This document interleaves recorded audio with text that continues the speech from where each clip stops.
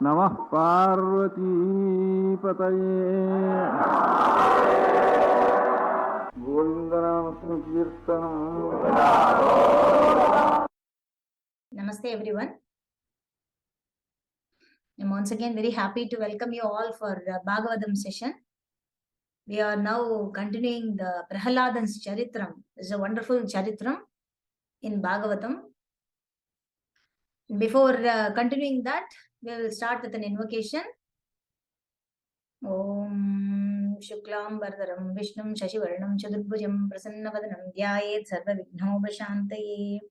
Gurur Brahma, Gurur Vishnu, Gurur Devo Maheshwaraha, Gurur Sakshat Parabrahma, Tasmai Sri Guruve Namaha.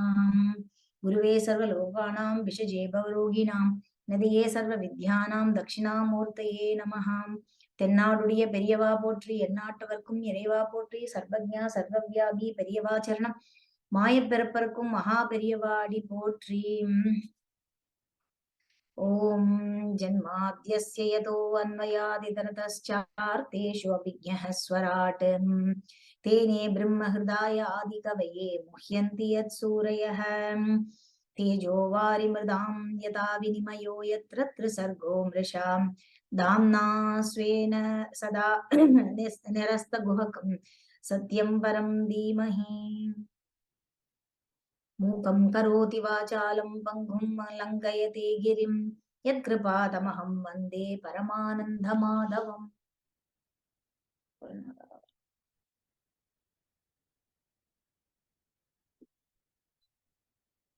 So we are in the middle of Prahladan's Charitram.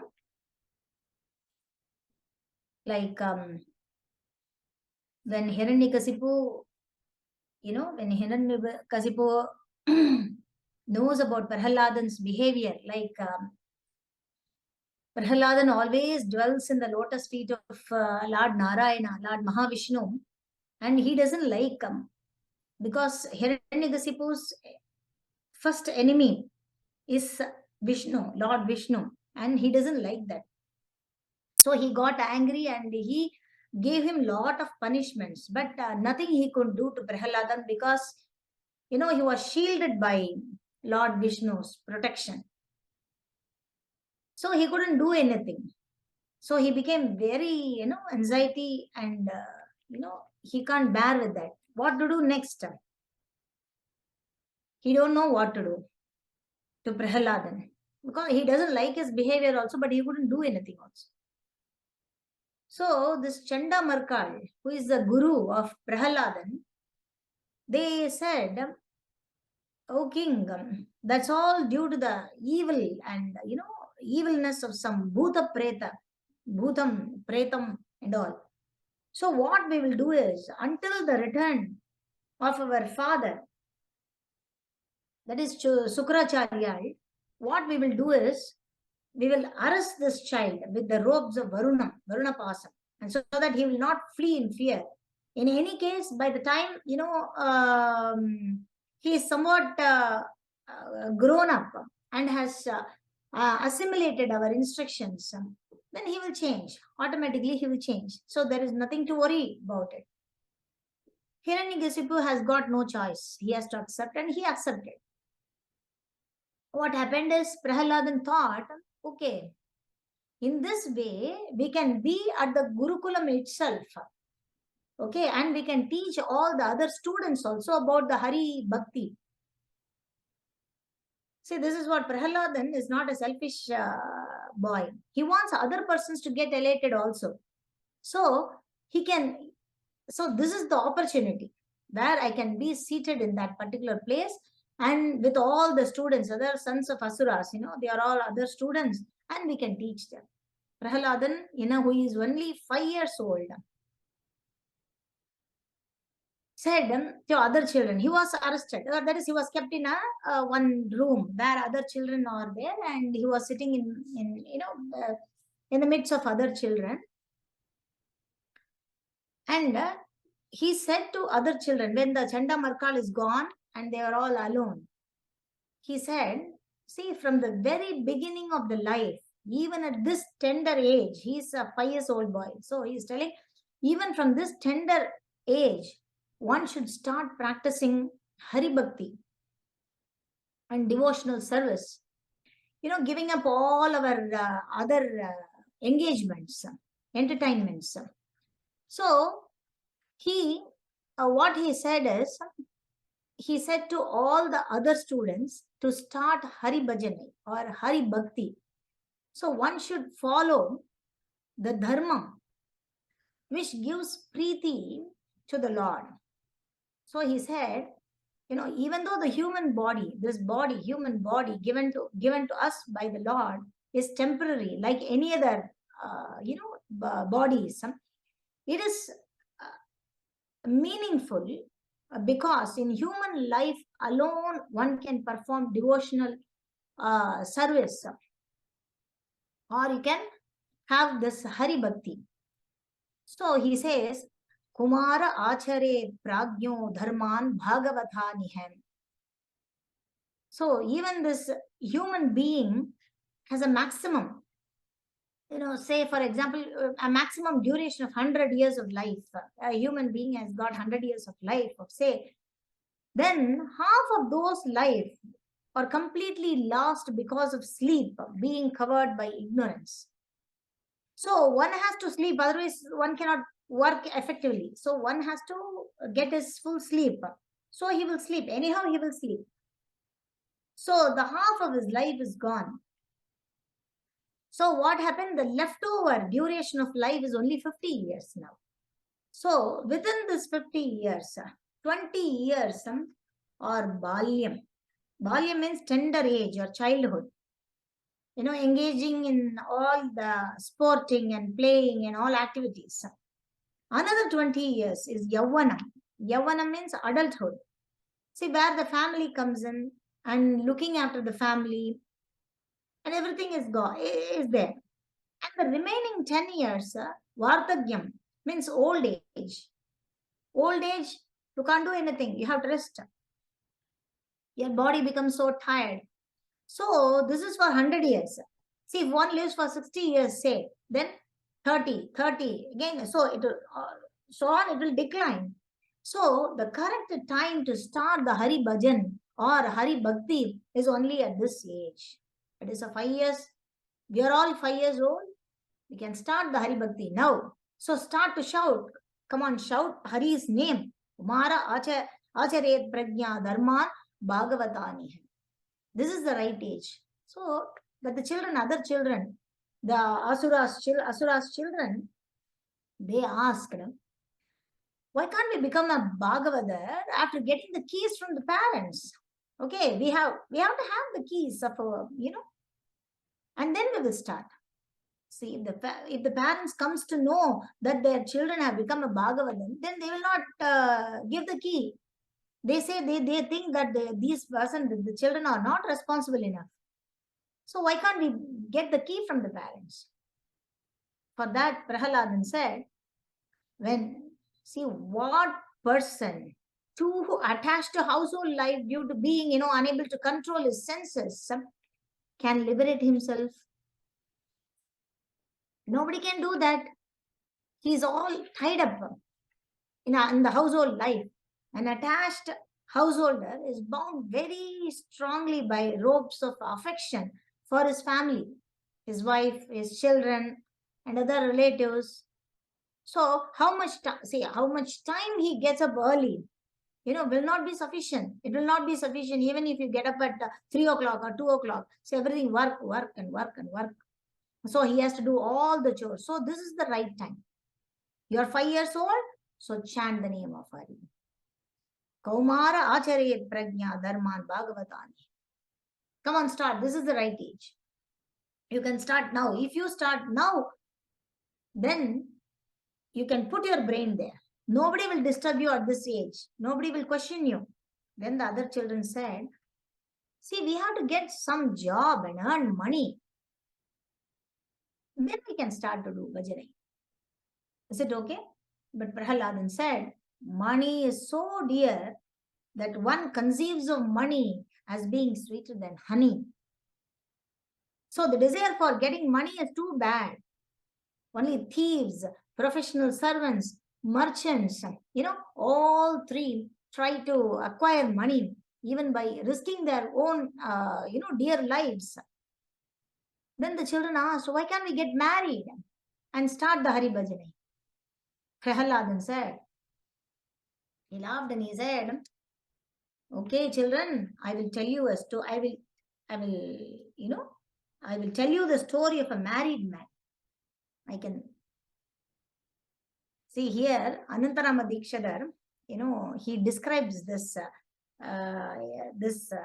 topic in a very funny way, in a beautiful, funny way. See, a person gets married. In the initial stage, what happens is his wife, the newly wedded wife, she becomes more attractive. She prepares all kinds of sweets and savories for him, or she buys for him, and she stuffs him.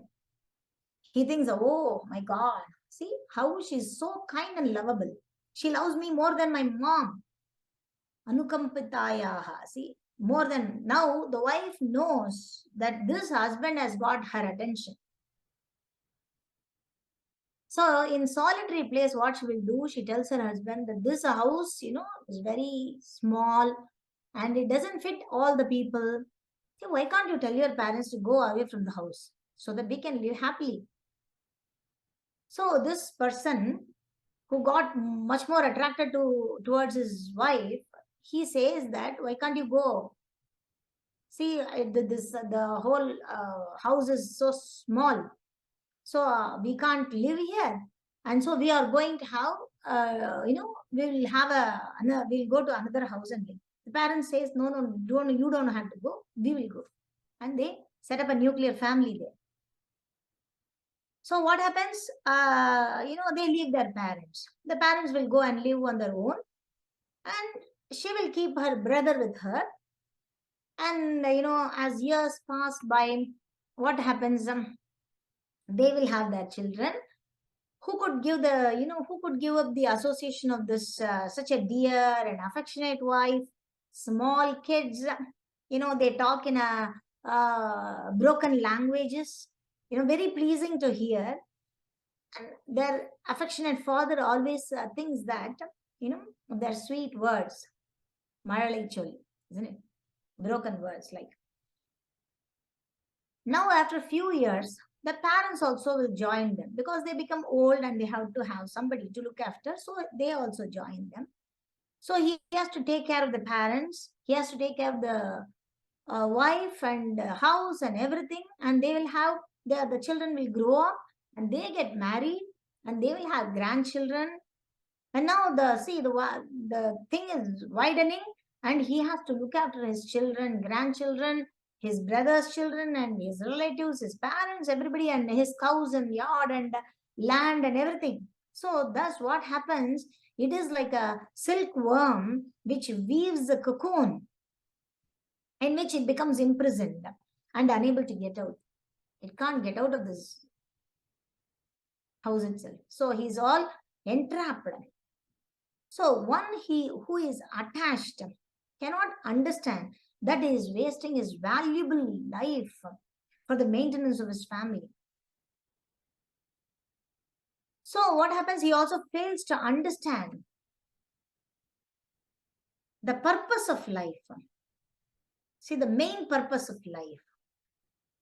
The main purpose of life, the human life given, is to search for the absolute truth, for the realization of the absolute truth. That is being spoiled.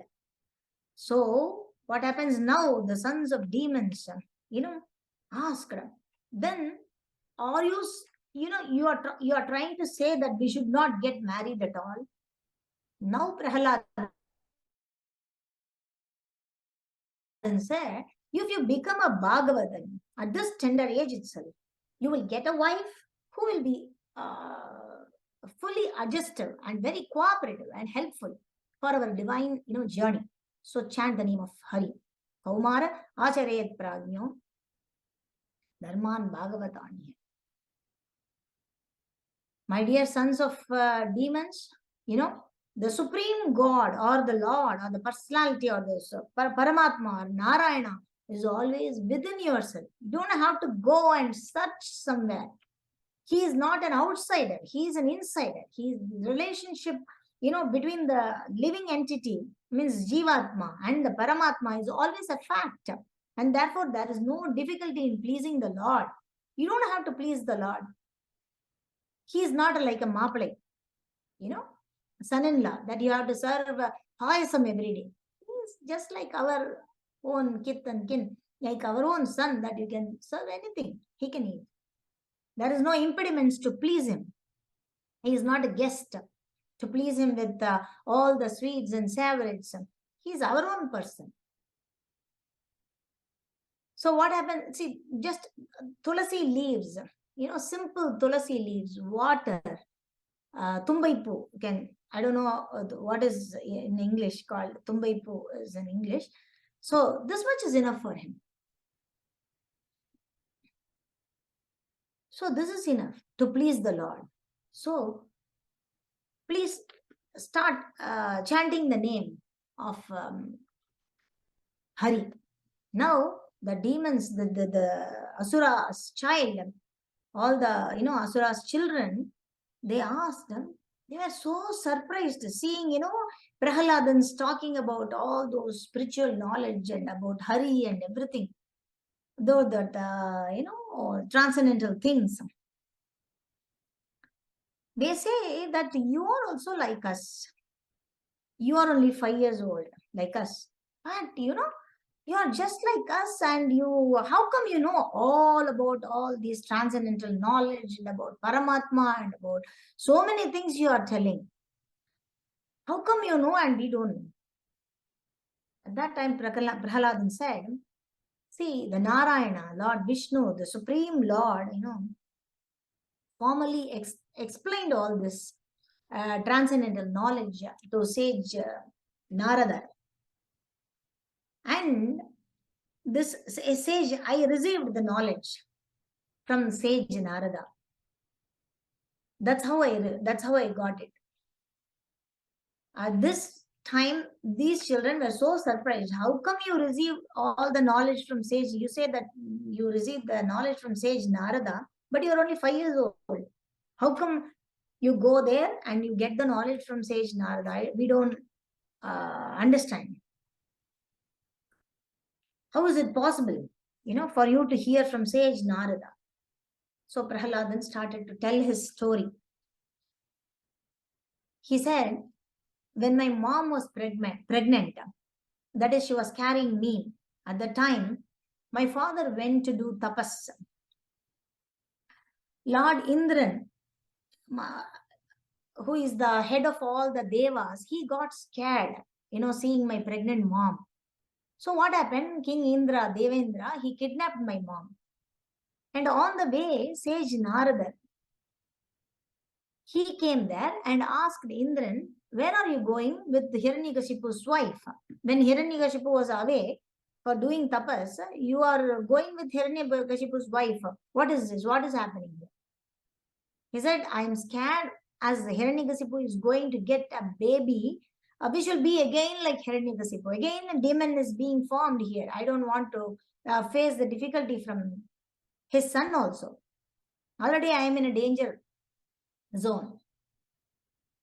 At that time, Sage Narada said, no, the baby here in the womb of this Kayato, this Hiranyakashipu's wife, is going to become a Bhagavata. Is going to become a very big Bhagavata. So don't disturb her. Leave her to me. Indran, okay, he accepted Sage Narada's word and he circumambulated her and prostrated her and went back. So my mom, what happened? He fell into the feet of Sage Narada and said, I will stay in your ashram till my husband returns from after doing tapas. So she stayed there, did all kinds of devotional service, all kinds of service to Sage Narada. Sage Narada was so pleased to see that a pregnant woman, carrying a baby she is doing all kinds of chores to a sage. Sage Narada used to tell all the stories, all the Bhagavad Gunams, all the Bhagavatam, the whole Bhagavad Gunam about the glories of Lord Vishnu to my mom. See, even though I was inside the womb of my mom, I used to hear the Bhagavad Guna from Sage Narada. I used to listen so carefully, sincerely. I used to hear all the Bhagavad Guna from Sage Narada. Narada one day asked, "You are doing so much of service to me, and you can ask me a boon. I can give you." At that time, this Hiranyakashipu's wife, she said that she would deliver the baby only after the return of my dad. So Narada also gave the boon to her, and it took her 1,000 years, and my mom was pregnant for 1,000 years. She thought that Indran will not come and disturb her if I am inside her womb. So so for 1,000 years I was inside the womb of my, my mom. So until Hiranyakashipu returns. So, but what happened later? My mom forgets all the Bhagavad Guna, all the Bhagavad Puranams. My mom forgot all the things, but I did not forget. So there are thousands of ways to attain Paramatma. It's not, see, devotional service to the Guru Aradhana, hearing Bhagavad Kathāśravaṇam, which is going on here, getting mixed up with the sadhus, sadhu sangamam. There is no other sadhanam beyond this. Paramatma, what happens? He will enter you. And if you do sadhana continuously, see, that is why I am asking you to do Hari Bhajana, even at this tender age, at the age of 5. So now the other children, they thought whatever Prahlada said makes more sense than their guru. So what happens? They rejected all the materialistic instructions given by their teachers, Chandamarkad, and followed Prahlada's teachings. And they started doing all the Hari Bhajana, and the Hari Bhajana was going on inside the Gurukulam. When the Chandamarkal went out, goes out for some chores, then they will start doing Hari Bhajana. When they come, they will remain silent.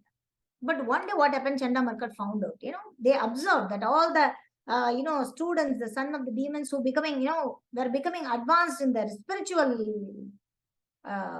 side, spiritual knowledge because of this association with Prahlada. They also know that because of the association with Prahlada only, they are getting all this knowledge. So they became extremely scared because Hiranyakashipu is not an ordinary king. When he says, I will take the head off, he will take it. There is no mercy shown to anybody by Hiranyakashipu. So they got very much scared. They got scared that all the other asuras children will also be like this. And we are going to get into trouble. So what happened? They approached the king Hiranyakashipu and explained and described the situation as it was. When Hiranyakashipu, understood the entire situation, he already knows about Prahlada. So he understood the situation. Wow, he became extremely angry. What happened? He finally decided to kill his son, Prahlada. But Hiranyakashipu, by nature itself is very cruel. And, he's feeling insulted because his son Prahlada, he's with his enemy. So he doesn't like that. And he felt insulted and he began hissing like a snake. But Prahlada, on the other hand, was very peaceful. He's very peaceful. He's very calm, mild, gentle. And his senses are all under control. And he stood before Hiranyakashipu with folded hands. Hiranyakashipu, rebuked him with harsh words. He said, most impudent, most unintelligent, disruptor of the family. Oh, lowest of the mankind, you rascal. You know what? That when I am angry, what will happen, When I am angry, all the planets in the whole three worlds tremble. By whose power you become so impudent? Who is giving you the strength? Who is giving you the power? I don't understand. Thus, Prahlada replied, my dear king, the source of my strength, the source of my strength of which you are asking is also the source of yours. Indeed, the original source, original source of all kinds of strength is one. One can defeat the enemies outside the palace, but he could not defeat the enemies that, of his own enemies inside the body. There are 6 enemies that steals away the, wealth of the body. Kama, Krodha, Moha, Lobha, Mada, Maschar. All these 6 enemies, they are trying to steal away your strength. But the strength which you have is the same strength which I have. So actually speaking, there is only one enemy. And that is Manas, mind. The mind is the actual enemy. So do not, discriminate. Do not discriminate in your heart between the enemies and friends. Don't discriminate. Make your mind equipoised towards everyone. When one sees everyone on the platform of equality, then one comes to the position of, worshipping the Lord. So hearing this, the Hiranyakashipu could not tolerate. Hey, Muda, there is no Lord other than me. I am the Supreme Lord. See, I am the Supreme Lord. You have to worship me. You have to give prayers. You have to do stotram on me. Where is the Lord? What Lord you are praising? Is he everywhere? Then why is not he present? Why is he not present before me in this pillar? He's showing a pillar. See, the palace is a beautiful palace. He has got a beautiful palace with lot of pillars made up of Navaratnam, means all the kinds of gems. The pillar is with all kinds of gems. So Hiranyakashipu pointed one such pillar and asked why your Hari is not here. I'm not seeing, I'm not looking at him. But Prahlada then said, I am seeing him, I am looking at him. And he circumambulated and prostrated the pillar and said that I am seeing Hari here. Hiranyakashipu got extremely angry. He said, you are talking too much. Too much nonsense you are talking. I cannot tolerate your nonsense anymore. I am going to sever your head now. And I will see who will come to protect you.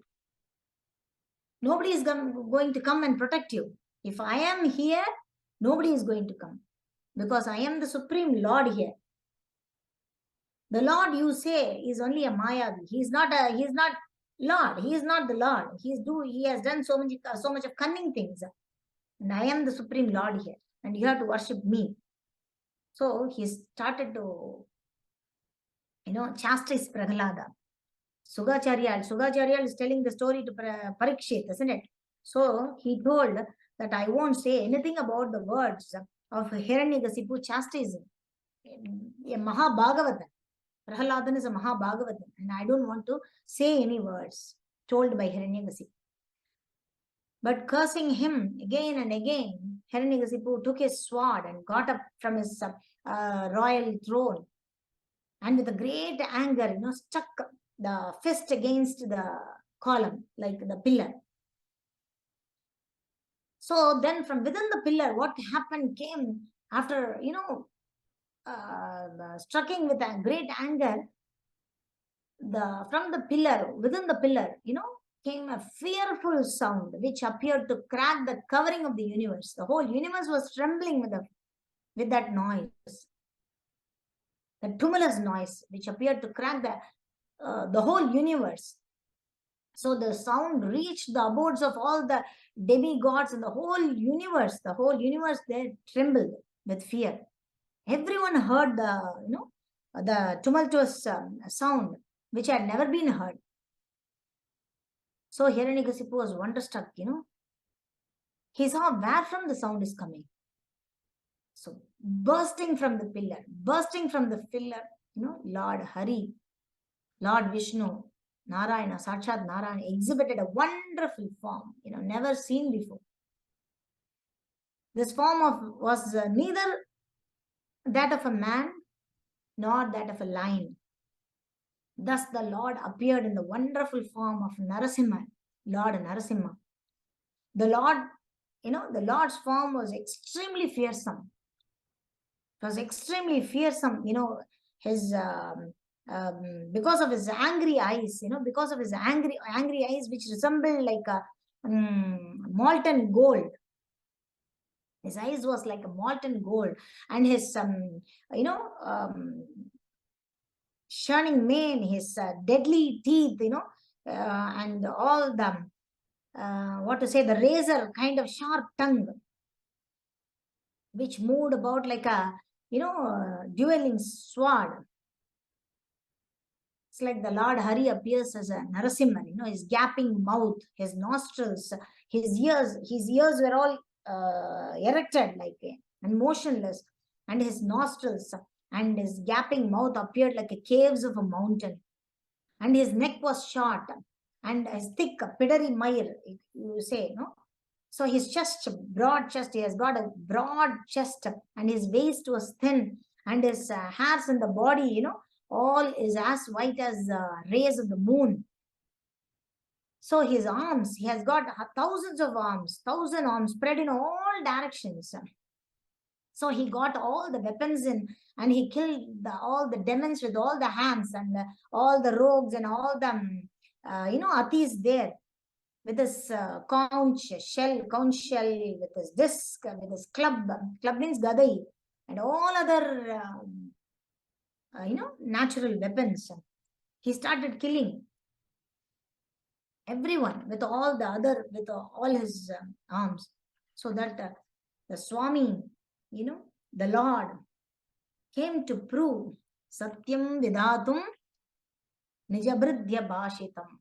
Means the Swami, the Lord Narasimha, came to prove Prahlada's word. That is, here the Prahladan said that he saw, I'm looking in the pillar. I'm looking at Hari in the pillar. See, the Lord is everywhere. He is present everywhere. Even in the pillar, he is present. So to prove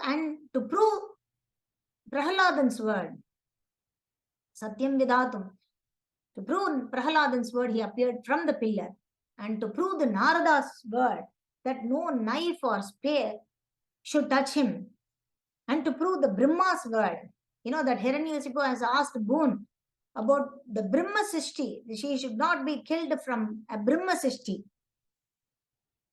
Lord Narasimha is not a Brahma Sishti, isn't it? So to prove Sanagadigal's word, so Hiranyakashipu murmured to himself. So Lord Vishnu, who possesses a great mystic power, has taken this form. And he has taken, he has made the plan to kill me. Anyway, he started to fight with him, with his, club, means gadai. So the fight was so ferocious. Narasimha took Hiranyakashipu, with all his 1,000 arms, but he slipped. Then, when the Hiranyakashipu was slipping, all the other devas were so scared. Oh my God, he is slipping again. So they were seeing the fight between the, Hiranyakashipu and Narasimha. Because, Lord Narasimha, he wants to give some time, because Prahlada, he started praying at the, at 4 o'clock itself. He was waiting for Mahapradosham to come, Lord Narasimha. So he started to fight. He has to gain some time to kill Hiranyakashipu, isn't it? So he was waiting for that Mahapradosham. So he laughed in such a way that, the whole universe rattled. Lord Narasimha, took Hiranyakashipu with all his arms, placed Hiranyakashipu on his lap, supporting him with the thighs, and in the doorway of the assembly hall, that is on the court, the doorway, the Lord very easily tore the demon into the demon Hiranyakashipu to pieces with his nails of his hand. So, like the Garudan killing a snake, Lord Narasimha, tore him to pieces. He was so fearful, he was so, the whole fight was so fearful. And the Lord Narasimha, the Hiranyakashipu, has, here you can see that Hiranyakashipu has received from Lord Brahma the benedictions that he would not die on the land or in the sky. So therefore, to keep the promise of Lord Brahma intact, so Lord Narasimha placed Hiranyakashipu, the Hiranyakashipu's body on his lap, so which was neither the sky nor the land. And then Hiranyakashipu has received the benediction that he will not die either during the day or on the night or at the night. So therefore, to keep the promise, the Lord, what happened? He killed him in the evening, which is the end of the day and start of the night. He received the benediction that he could not die from any weapon or be killed by any person, dead or alive. So the Lord used his nails. Nails, which are, see, it's not a weapon and it's neither living or dead, the nail is. So this Lord Narasimha's mouth and mane are all sprinkled with the, drops of blood. All his fearful eyes full of anger are impossible to look at. It's so fearful. So licking the edge of his mouth, with his tongue, and he, he decorated himself with a garland of intestines from Hiranyakashipu's body. Pulled all the intestines, and he was wearing like a garland. His fearful arms, uprooted all the soldiers. Wherever he see his breath, even everything was fearful. Everything was fearful. He was roaring, and nobody could stop him. So everyone was scared. Even all the devas were chanting prayers. After the death of Hiranyakashipu, all the devas were chanting prayers. All the Gandharvas were chanting prayers. All the demigods, all the Lord Brahma was chanting. No, nobody could calm down Lord Narasimha. Narasimha is full of fearful motion. So even they asked Mahalakshmi, Tayar, you have to come and stop him. He is just picking up everybody and putting in his mouth, and you have to stop him. He's so fearful, and we can't go near him. He's not hearing to us. But Mahalakshmi said, no, I don't want to see that fearful face. I have always seen a beautiful face of Lord Vishnu, and I'm not going to see him like this. And I am going to do tapas. Whenever he became peaceful, then I will come. I will come again. So immediately Sage Narada here, he went to Prahlada and asked him, you are the only one who can make him to calm down. So Prahlada, he was shedding tears. He was, witnessing all this scene. He was witnessing how the Narasimha came out of the pillar and took this form because of him. This is the whole Narasimha Avataram, the whole Narasimha Avataram was for the Prahlada alone, isn't it? So he was shedding tears.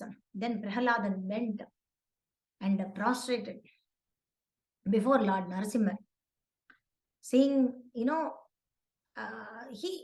was not scared, and he went there, he prostrated there, and Lord Narasimha, who was all ferocious, wild and ferocious, he saw Prahlada, small boy, 5 years old. He was standing in front of Narasimha, So all his, ferociousness, everything has calmed down.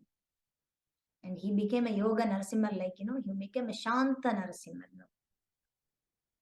So, and he took Prahladan on his lap and he asked, what do you want? What boon do you want now? So Prahladan said, now, I got some, so I can, okay, I'll continue this. Prahladan said, how is it possible for a small boy and who has taken birth in Asuras family, who has got Tamogunam? How can it be possible, to calm down or offer any prayers to you? It's not possible for me. Even until now, all the demigods or all the devas or all the even Lord Brahma and all the saintly persons could not satisfy you with excellent words and slokams. Then what is said of me? I'm not fully qualified. I don't know anything. I'm only 5 years old and I belong to Asuras families, that too. So Prahladan continued, one may possess wealth, an aristocratic family, or beauty, or austerity, or education, or sensory expertise, luster, influence, physical strength, diligence, intelligence, and mystic yogic power. But I think that even all these qualifications, one cannot satisfy the Supreme Lord. Supreme Lord will not be satisfied with all these things. One can satisfy the Lord only, simply by bhakti and devotional service. Gajendra did this. Gajendra Moksham, in the Gajendra Moksham, Gajendra did this, and and the Lord was satisfied with him. If a Brahmana, he says, the slogam, if a Brahmana, has got all the qualifications, but is not a devotee, and is averse to the lotus feet of the Lord, and he is certainly lower than a devotee who eats dog's meat, but who has dedicated everything, mind, words, activities, wealth, and life to the Lord's feet. Such a devotee is better than, such a Brahmana, because the devotee can purify the whole family. Whereas the so-called Brahmana, in a position of false prestige, cannot purify even himself. So the Lord is always satisfied when something is offered to him. The offering by the Lord's mercy is for the benefit only for the devotee. For the Lord does not need any service from anyone. For example, if you want to look beautiful, if you want to look beautiful, what will you do? You will put makeup.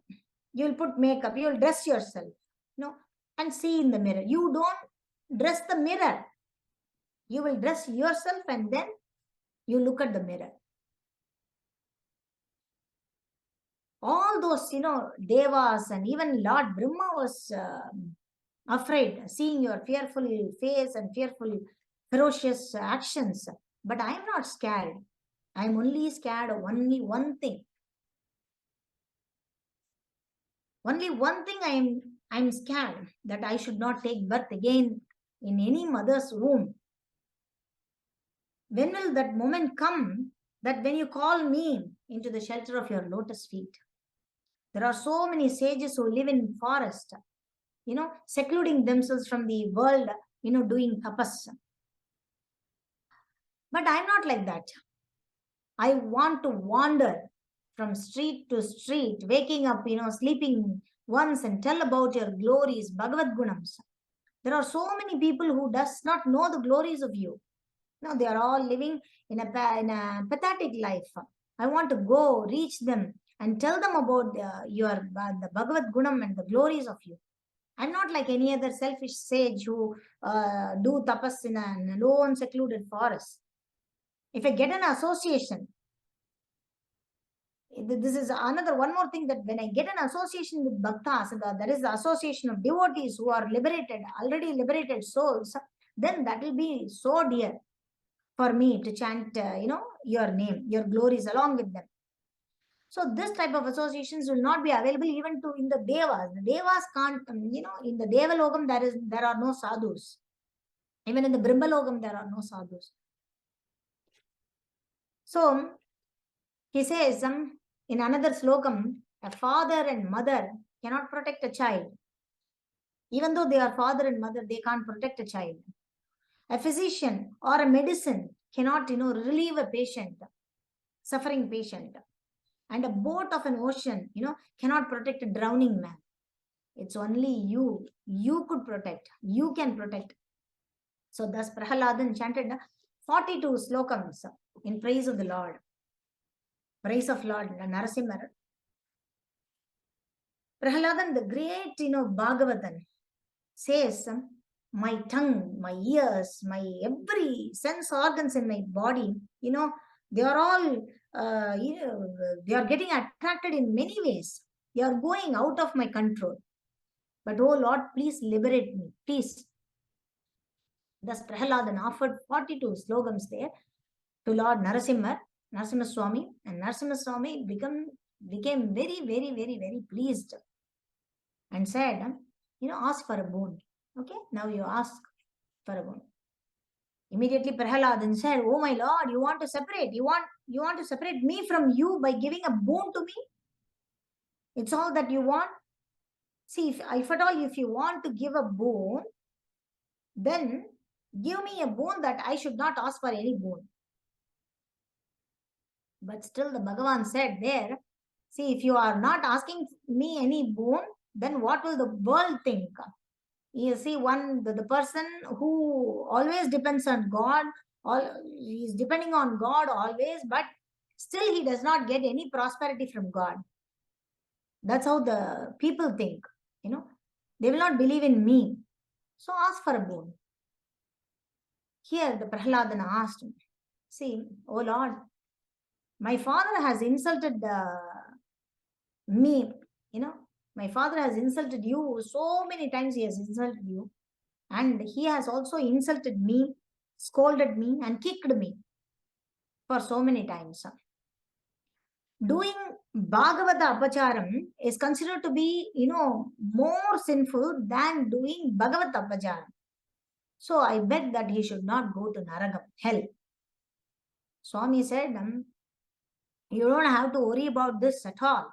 And you have asked this as a boon. You are a Bhagavatan, and Hiranyakashipu is a Bhagavatan's father. So don't worry. Don't worry, your father will not only your father, all your 21 generations will not go to Naragam. So don't worry. So they will all be staying at Vaikundam, and they will not go to Naragam. And thus, Prahladan pleased Narasimha. And the 3 into 7, that is 27 generations will stay in Vaikundam, he says. So there is no Naraga Vasane at all in your family. Then everyone gets the darshan of Shanta Narasimha, Shanta Swarupa Narasimha. So everyone was very happy. Everyone, the Devas, the Lord Brahma there, and everybody was very, very happy seeing the yoga Shanta Narasimha there. And Prahladan was very happy sitting in the lap of Lord Narasimha. He prayed. And this is the Prahladan's Charitram. Sage Narada told this Prahladan's Charitram to Dharmaputra, King Yudhishthira. And Yudhishthira, he was gliding tears in his eyes, and he told, oh, Prahladan was very, very lucky. How come I have to become so lucky? And so I'm so jealous of Prahlada. Sage Narada said, you are so jealous of Prahlada? How come? See, the Gopalan is standing in your place. Always the Krishna is there in front of you, standing. And all the rishis, sages come to you because of this Gopala Darsana, because of this Krishna there. And you are saying that you are getting jealous of Prahlada? No way. Then this is how the Prahladan story, Prahladan's Charitram is there in Bhagavatam.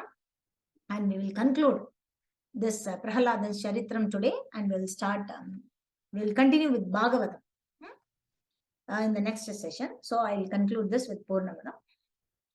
Om Purnamada Purnamidam Purnat Purnamudachyate Purnasya Purnamadaya Purnameva Vasishyate. Om Shanti Shanti Shanti. Thank you. Thank you all.